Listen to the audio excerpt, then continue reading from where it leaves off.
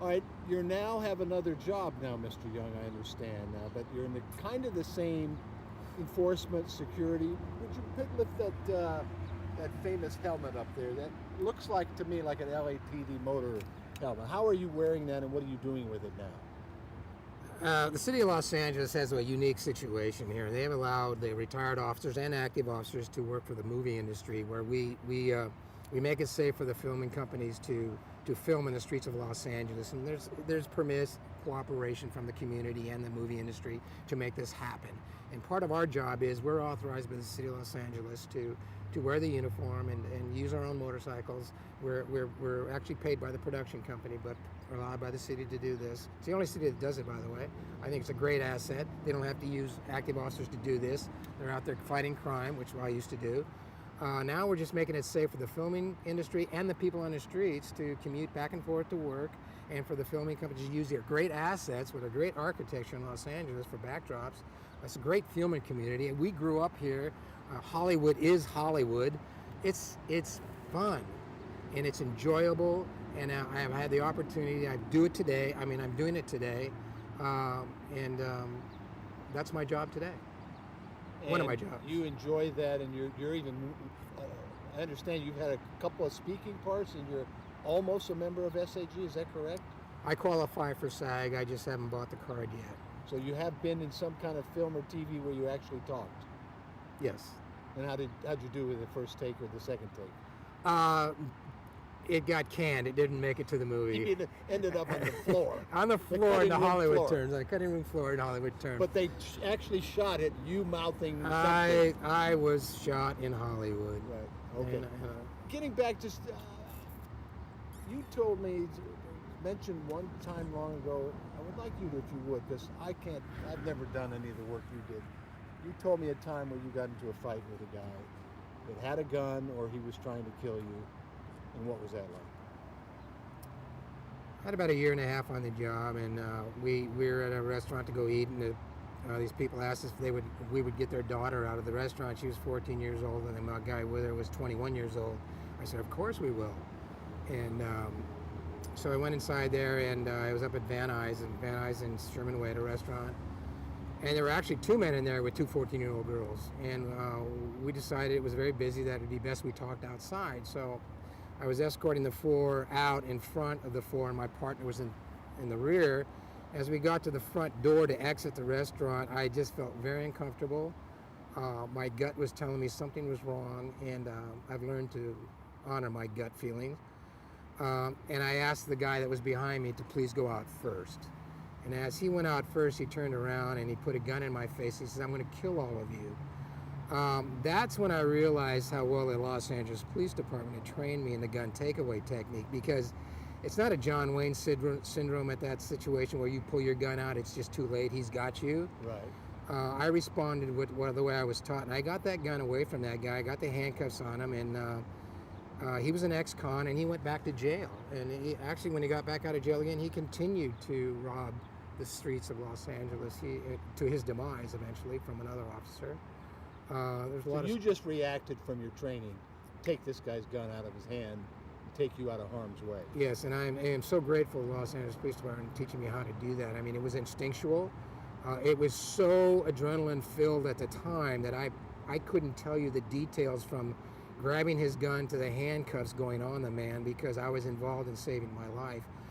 It's a very adrenaline-filled moment, and only people that have been there know what I'm talking about.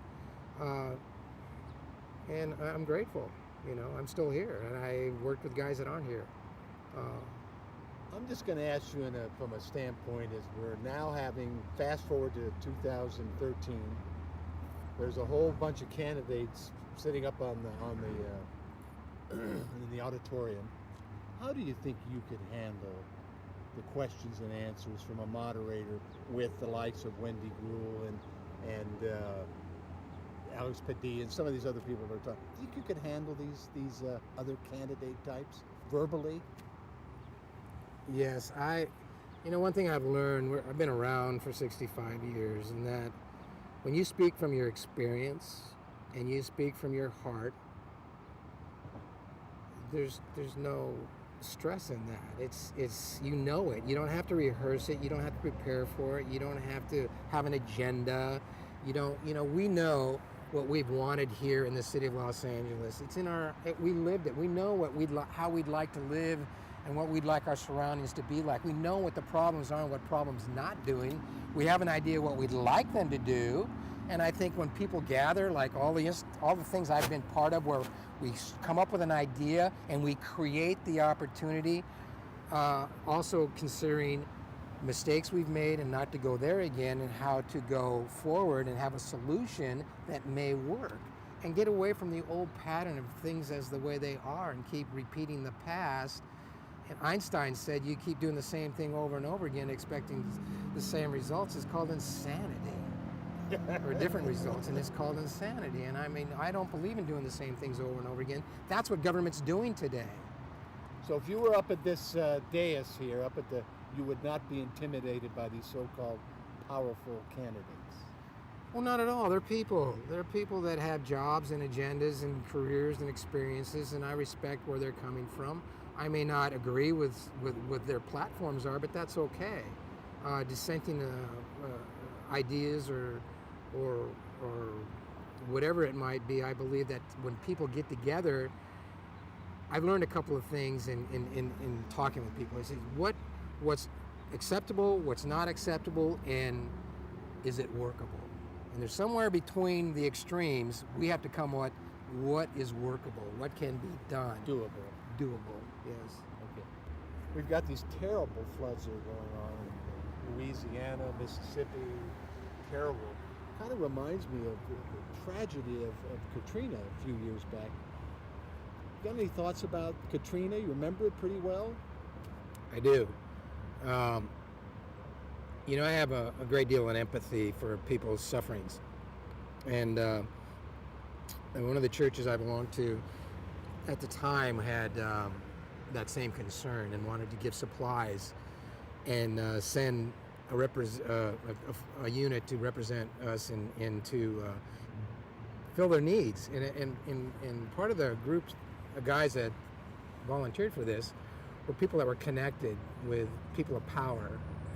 And what we did is we went down there to assess the needs. We all jumped in my motorhome, 8 of us. Drove there? Drove there. Took us 2 days, nonstop. Changed drivers, and there were a couple of police personnel in there, survivalists, Knights of Templar, and people who were in management.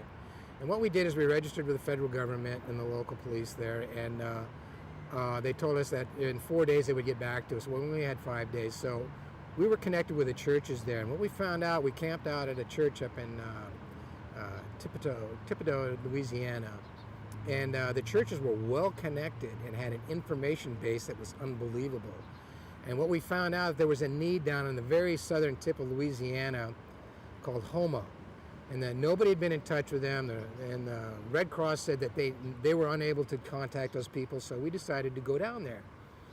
And in the meantime, we were at the university, and we walked in there, and the nurse was feeding a baby some formula. And we asked her if she had any need for formula. And she said, this is the last one, with tears in her eyes. And we got on the phone, and one of our guys knew a guy who had power and money and planes, got our cargo plane out of Van Nuys here, loaded it up with baby formula, and had it there at the college the next day. Wow. This is man working with man, doing what government wasn't doing at the time, for whatever reason. Okay, I'm not blaming anybody for anything. I'm just telling you the power of the human people, and I take care of business when tragedy hits, that empathy we have for each other. So we ended up finding that we needed to go down to Houma. We got some supplies. We got connection with Home Depot. We loaded up trailers full of roofing materials and things like that. And we went house to house. And here's what was really cool. The scripture in the Bible where people were fed with bread and fish, and the basket never emptied. Well, I experienced that scripture firsthand, because when we gave supplies to the people, they weren't greedy. They said, I only need my roof much? repaired. I need some water. By the way, he's gone, but he needs this, my neighbor. Can you leave this on his doorstep? We went around and we filled everybody's need in this loop that we went around. We have pictures of the devastation down there. And when we got back, we had surplus supplies. We had stuff left over.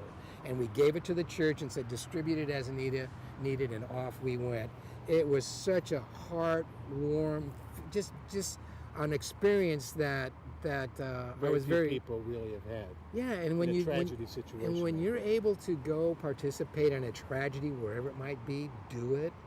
You're going to learn what life is really about and how we are brothers and sisters and how all lines are crossed, and it has nothing to do with all these little issues we argue about. When tragedy hits, those fade away, and it's about how can I help you?